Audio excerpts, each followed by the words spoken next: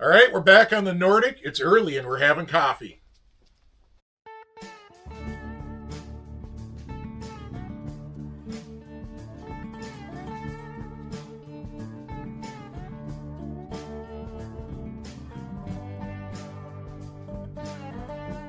We've had an unfortunate development on this project. It's just not going to be the same. Stick around to the end of the video. We'll explain. We are going to finish the project, though. All right, so you can see a bunch of progress has been made on this thing, and I'm going to take you back in time. This is Tuesday, December 23rd, 2025, and I actually picked back up on this thing the very next day after the whole chain case debacle. And water pump Tim came over and helped me with the suspension. I've been working on the motor, all sorts of stuff. We just didn't start the video because not everybody was here yet. And actually, Brad's not here. But anyways, let's catch you up on this thing. And then, I don't know, let's keep building it. Let's make a sled, boys. Let's get her done. You do it. So it is the Sunday before Christmas, 2025. Yesterday, we got this chain case on. Today, I want to get the back axle and the bogies in. I think that's a good target. If I feel like it, I'll keep going after that. There's so much to do on this thing, obviously. But let's start with this.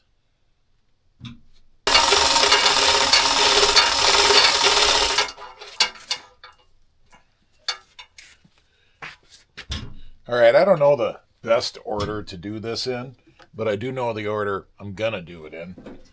So let's put this into the track, obviously. I mean, if that's not in the track, we're not getting anything done. Get it to mesh. Come on, mesh. Huh. The front mesh so well. This is just not quite. All right, that's not meshing very well. So, Greg warned me about this. He says if you over tighten the screws on those rubbers, on these rubber drivers, they can basically swell out, get to be too big of a pitch. So I'm going to go ahead and loosen up all these screws a bit. We'll see if it meshes better after that. So even though I'm just snugging them, it seems like I got to run around a few times. It seems like as you go, you're compressing the rubber, pulling it up. That's getting better. There we go. We'll call this good. Repeat. All right, first step done. Only drew a little blood. You see the ratchet strap? I didn't use it. Not at all. So what I ended up doing was getting the bolt queued up in here, and then I just grunted it back by hand until I got the bolt through the slot, and then got it flush, threaded it into the cross piece. Repeat on the other side. So I do have to pull it back a little more to get these nuts started. And these are 3/8 24, so I think I'm going to find some brand new nylocks for those. Yeah, that'd be cool. I'll bring you back at the next step. Oh yeah, and the springs, we'll get those hooked. They just kind of hook up in here. All right, I thought I'd show you the contraption I used to drag this backwards. So I hooked it around there so I could get some tension. Obviously, I mirrored it on the other side. And then I gave it a little biff, biff, biff on the bolt, and she popped through the hole. And I started that brand new nylock lock nut. So all in all, the back axle's really, that's about the same as a skedaddler. It's not horrible at all.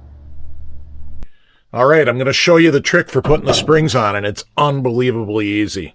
Now, I couldn't film while I did it, but all I did was jam a hammer handle in here and use that as my lever, and then with my other hand, well, I guided it into the little hook thing there. Did that on both sides. Worked absolutely fantastic. All right, Tim's here. He's helping me today. Thank you. This first set of bogey wheels would have been impossible, but Tim got up there with the 2x4 and pried it down, and I got the bolt started, and then we switched and did the other side.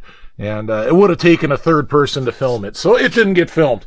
But after that first set was done, the other two just fall in. I mean, look at There isn't even any tension on those.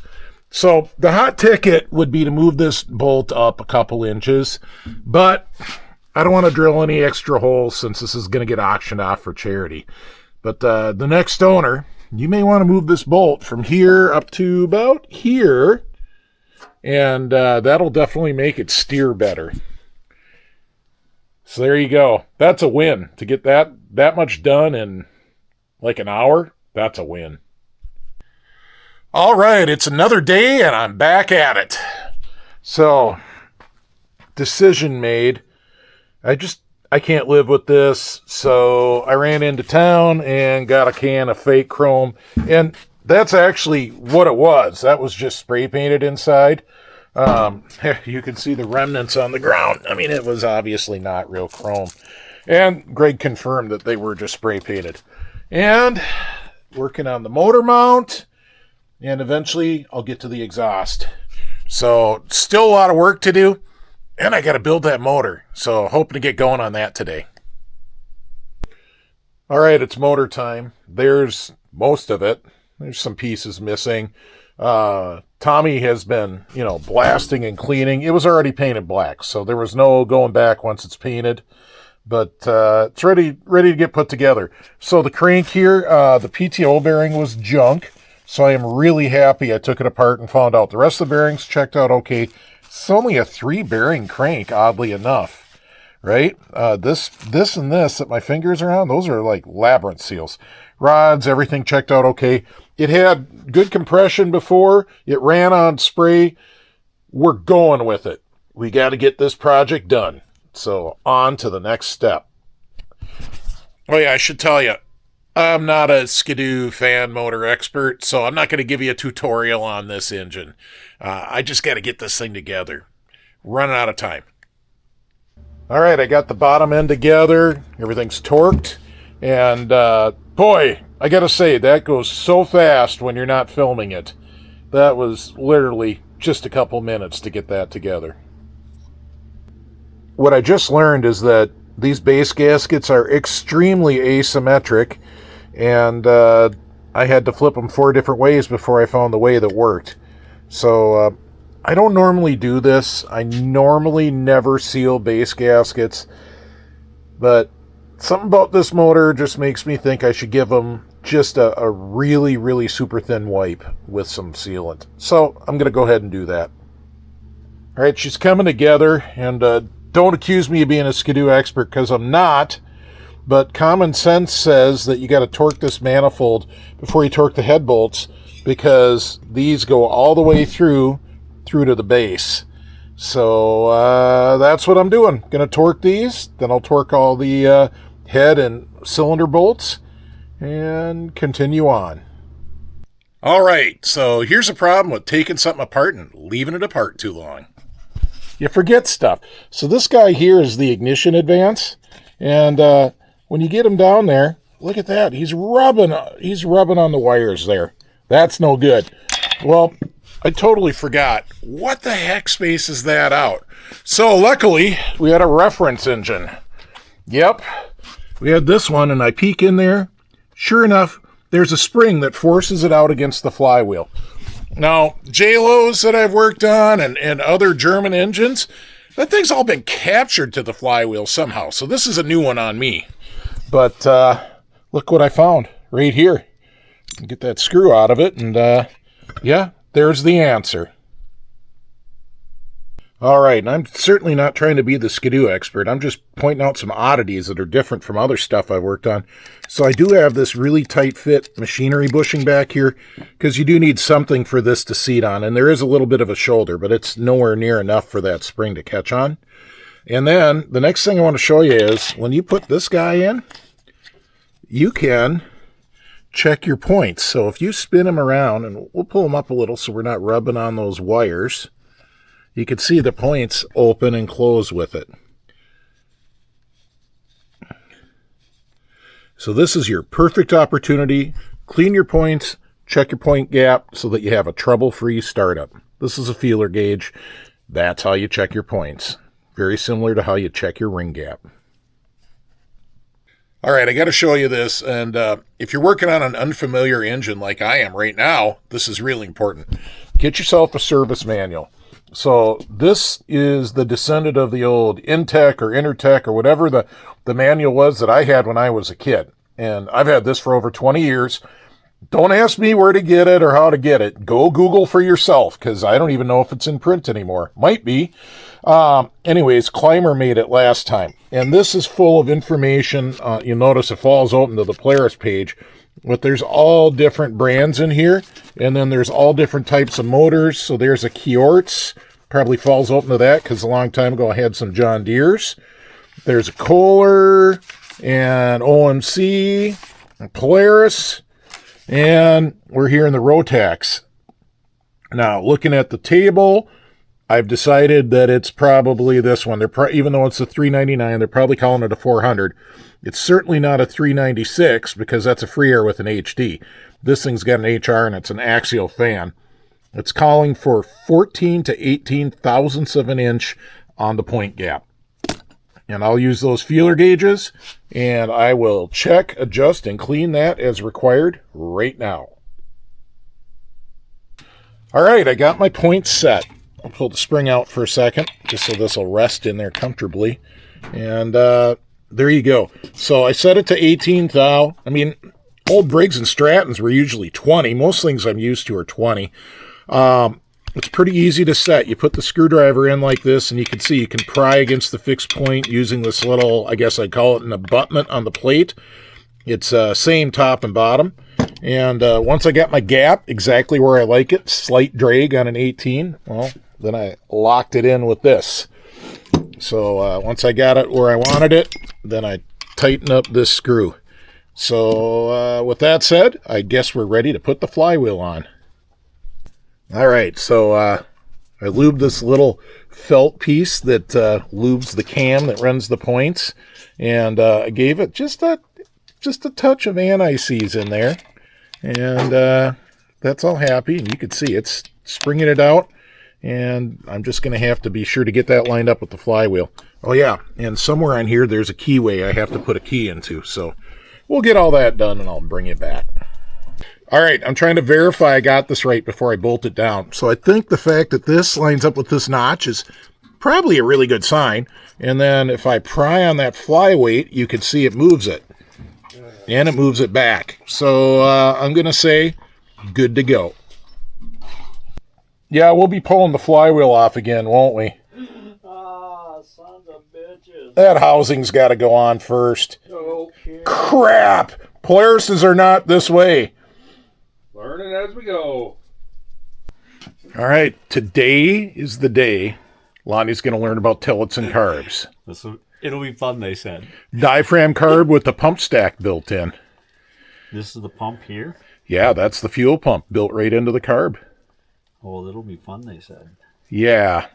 Wow. We were going to be real careful when we tear it down. Make lots of notes. Everything actually turns so far, so... Yep. That's the carb of choice. Oh, is there missing a roll pin? Swing over this way. Well, there should be something on here that knob goes onto. There's a hole. Yeah, so we're going to have to salvage a roll pin out of the stuck carb that was on Charlie's original sled. Okay. Yeah. Yeah, but let's be super careful. Yep, super careful, taking lots of time on this one. Well, I know how to do these because I've only been doing them for over 45 years. That's all? Yeah, that's all. God, you're so old. I am. But I want you to try to do the best you can, so go for it. All right, sir. Honey says I'm going to tear gaskets. I said, tear away. I was trying not to, but... No, we got kits, and we don't need to reuse any of this. Although I'll tell you what I like, Lonnie, is I like these old Teflon. If they're still in good shape, I'll reuse them over the clear plastic. They actually do look pretty good. Yeah, they're... I tend to reuse those. But sometimes you get a new kit that has the Teflon. That's even better. All right, so the next one you're going to get off is the actual metering diaphragm. Yeah. You're going to need a screwdriver, Lon. Yep. Let me get you. Right here. All right, you're going to have to pry that baby. Oh, don't pry on the sealing surface. So Here, you hold the Right camera. here? No. Here, Where? you hold the camera and I'll show you.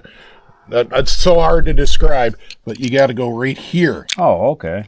So you don't gouge the sealing surface. Right on. And this thing is amazingly, I've seen worse. I mean, it's not super flexible, but sometimes you pull them out and they're just a rock. So there you go. Right on. Yeah.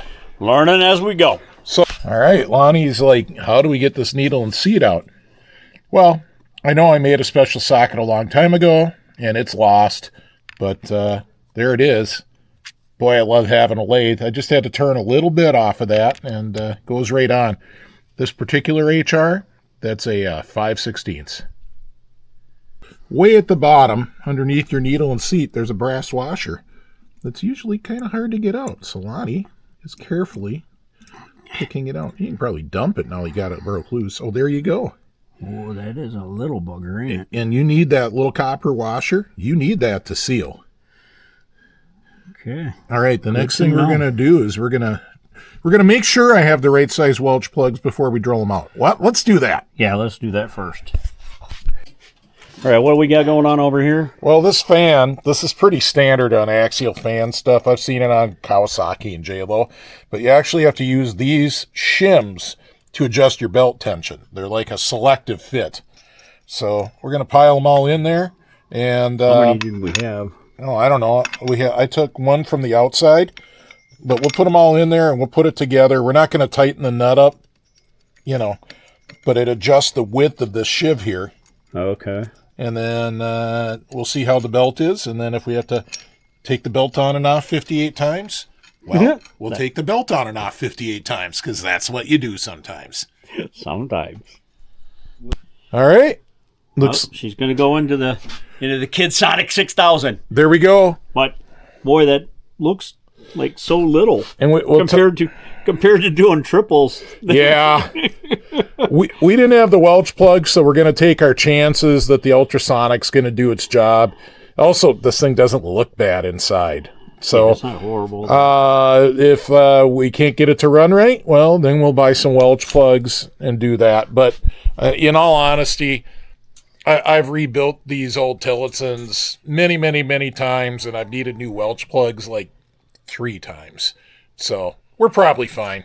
We're probably fine. Cook the carbs, Lon. Clean the carbs, Lonnie. Uh-oh. Carbs. Clean the carbs.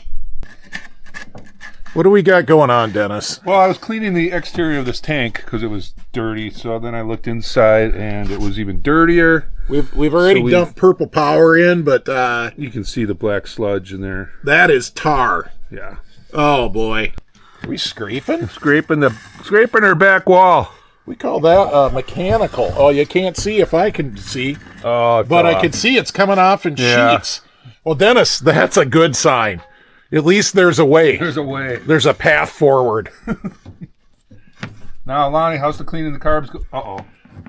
Uh-oh. What time is it? No. Boys, I shut off the ultrasonic because we're recording, but just so everybody knows, it's time to clean the carbs.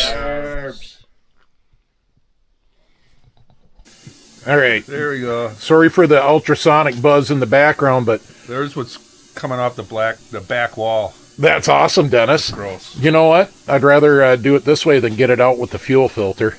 Okay. Yeah, true. That thing sat for a while. It's disgusting. Oh, it's coming off good now. Purple power! Looks like you practiced that motion before. All right, well, that one shim tipped it over. I can't get the pulley on, so we're going to put her back the way she was, and that'll be that. All right, I'm checking the fan, and boy, that's pretty close. You don't want to go too crazy on that tension. I might move one thin shim from outside to under the nut. Oh, we got puppy playing date. Yeah, we had a corgi wander over from the neighbors. His name is Nash. Hello, Nash. Lonnie is getting ready to make this starter pretty. Yeah, we're going to try. I'm going to try. Dennis is mechanically cleaning out the gas tank. Look at that. Dennis, your tool has Peyronie's disease. And Nash is here to help. Nash is here to help. Dennis, what do you got going on in the soup? Oh boy. Oh boy. Oh boy. Let's dispose of that. Oh, don't fling it around. all right. He's got a Scotch Brite on the end, but look at that sheet of caramel. Oh. Holy cow, Dennis. I'm not hungry anymore. Oh. No, even the pizza doesn't smell good with that bad gas smell in the air. No. There's a lot of little parts, Lon. Step one, well, assembly is the reverse of disassembly. Pretty much. Surely you memorized that as you went. Yes, I did. Yes, he did. I watched him. Okay, good. Then we're going to put all those parts in a Ziploc and come back in 3 weeks. No, we're not. All right. I have a great memory. I just forget where I put it. All right. So Needle and seat. This. Yep. Come here. This and this. Nope. And First thing is your copper washer. You got it. Nope. Drop that copper washer down the hole. Boom. Have that wire brush, Jeff? And then boom. Dennis is actually making good progress on this tank. It needs a dump. I got to empty it. Oh, well, we'll get one of them buckets and dump it back into that. Yeah. All right, so we're not going to try to give you the whole Tillotson tutorial. That would be an entire video upon itself. Yeah. But we will bring you back in a while. All right, if it looks like I took a huge step backwards, well, obviously I did. So what happened is I forgot a spacer. Yeah, if you don't put that in, things get real tight to the point of locking up the fan. So the purpose of the spacer is to make sure that when we tighten down, we're only tightening on these inner races of the bearings. That is all. All right, the shim did its job. I've given it all of the Ugga Duggas. Still turns free. Good to go in my book. All right. Fan tension feels good. One shim out, it's too loose. Or I should say one more shim in between, it's way too loose. And one shim out and it'd be too tight to even put together. So we did that, and we did our little rubber grommet here. You need that little rubber grommet to keep your wires from chafing, and they're not actually rubbing on the case. They're down. They're good. It's all good. So there we go. Progress on the motor. What, Lon? Lonnie built a Tillotson. I built a Tillotson. It's back together. All of the things that need to turn and move. So I don't know what the adjustment is on these needles, that sort of thing, but Well, we'll look it up. there you go. It's back together. You know where we find what that starting adjustment is, Lonnie?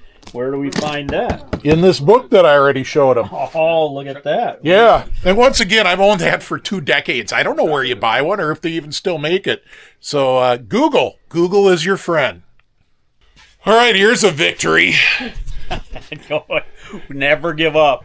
All right. Took the right setup in my press, but eventually we got the bearing off, putting on a brand new bearing. It's a 6205 2RS. Same as most wheels. So there we go. Here it comes, right off, just like that. Yep. All right, pickup line. We put a weighted pickup on it. What came off was about this long, so this is leaving a lot on the table. Oh. It doesn't like that clamp, though. That clamp, I thought that clamp would be fine, but rotate it. Yeah, we'll have to rotate it. All right, that ought to work for the clamp. All good. All good. Came off of here. Now you're going to fight that hose on the inside. Dennis, how clean is the inside of that tank? Real clean. 98% cleaned out. Oh, it's more than that. It's really good. Right? Yeah. All right, we'll be back. Oh, yeah, I saw that. Don't Lonnie it. Well, I almost done it. All right, the motor's not done yet, but it is looking really good. Tommy did a great job with all this painting and stuff.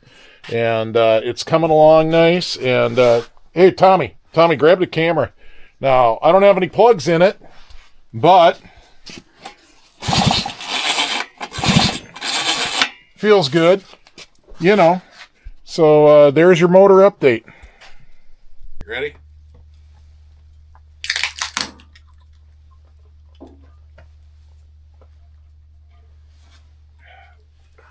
We have some sad news.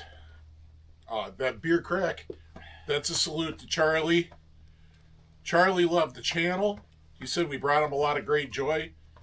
He loved the beer cracks. He loved the pizza. He loved the dogs. He loved all of it. Let's go back to when we met Charlie. Show you the beer crack with Charlie. You ready, Wayne? Yeah, it looks good. All right, ready? Hang on. Ready? Charles?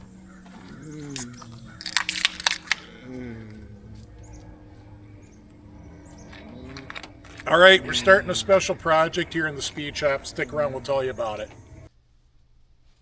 So, we lost Charlie last night, and we missed our biggest deadline. We really wanted Charlie to get to ride this sled before it went off to auction. Circumstances just didn't work out that way. You can go back and watch the whole series. You can see how it happened, but it took a while to gather up enough parts to make a viable sled. And I'm sorry that it didn't work that way, but I want y'all to know Charlie really enjoyed being a part of this build. What you don't know is that every step of the way I was texting Charlie. Charlie couldn't speak, obviously. You probably gathered that. And so I'm texting Charlie. I'm texting his best friend, Wayne. And Charlie was up to date literally to yesterday. Charlie saw pictures of this as a long block before we put the covers on it. He saw the hood that Rick did.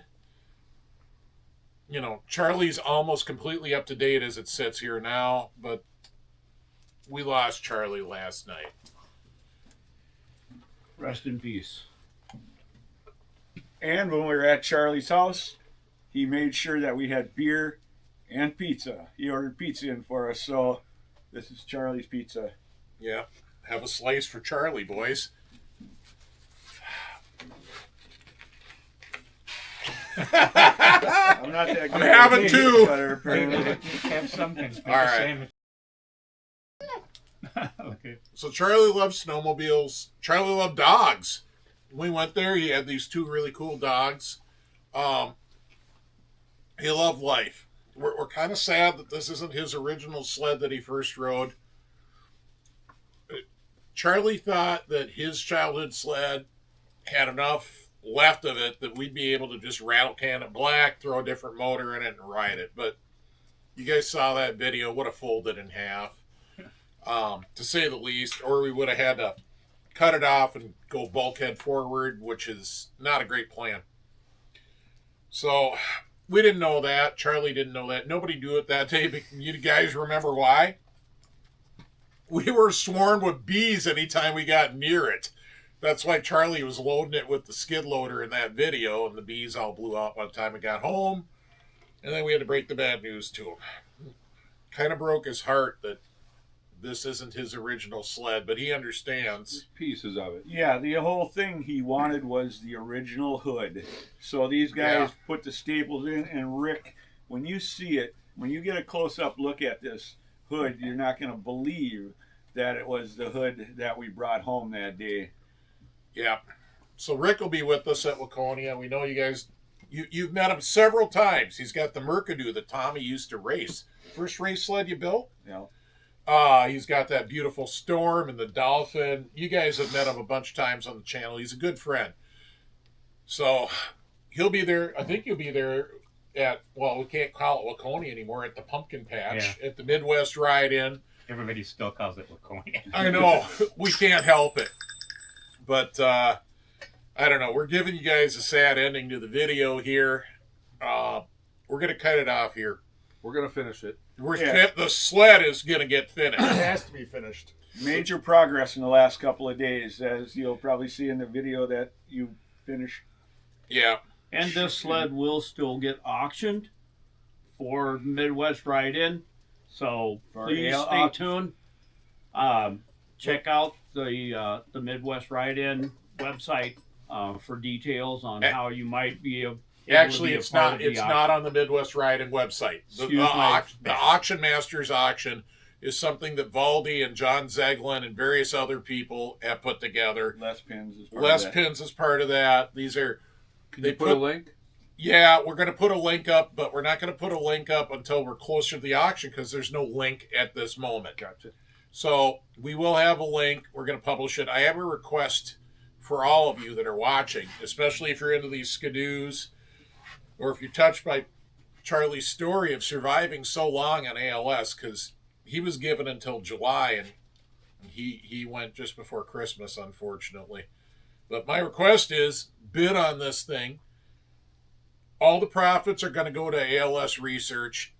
We have arranged it so that you will be writing the check directly to the charity. I don't know exactly which one. Charlie had a specific one. But you're going to write the check to them. You're going to get a tax receipt from them. And then you're going to take this sled. And optionally, you can come here and get all the spare parts that we got for this thing, too. Please. Yeah. But my request is that if you're bidding on this sled, so the Auction Masters auction, I think it ends Thursday or Friday, right before the Midwest Ride-In. I would love for you to bring this to the Ride-In, and I am sure that we can put it on display right in front of the ballroom, right on the main display. So the auction ends before the ride-in. It does. And that's the only way that it ends at the Ride-In. Is the only way it gets to the Ride-In is if someone wins it and they want it brought there. And if you're from out of state or whatever, we can figure it out. Valdi and I will work together and we'll get it there, and then we'll figure out. I don't know how to ship sleds. I have no idea. We can figure it out. Yeah, something will get figured out. You'll have to pay to get it shipped to you if you're not going to be there. But this is our request, is to get this thing on display at the Ride-In. So, there we go. All right, so we're going to wrap up this video. Even though we're sad, we can't wrap up the video without saying a huge thanks to the patrons who support this channel. Your support of the channel. Charlie was a patron. You can see his name on there. Your support of the channel helps us keep the channel going, which we've found out brings a lot of joy to a lot of people and brought a lot to Charlie in his final days.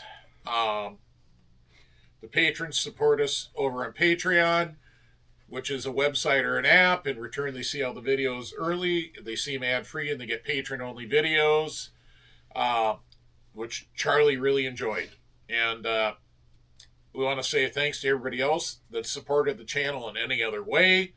We want to thank everybody that's shot a super thanks our way, that's sent something to the P.O. box, that sent us a PayPal donation.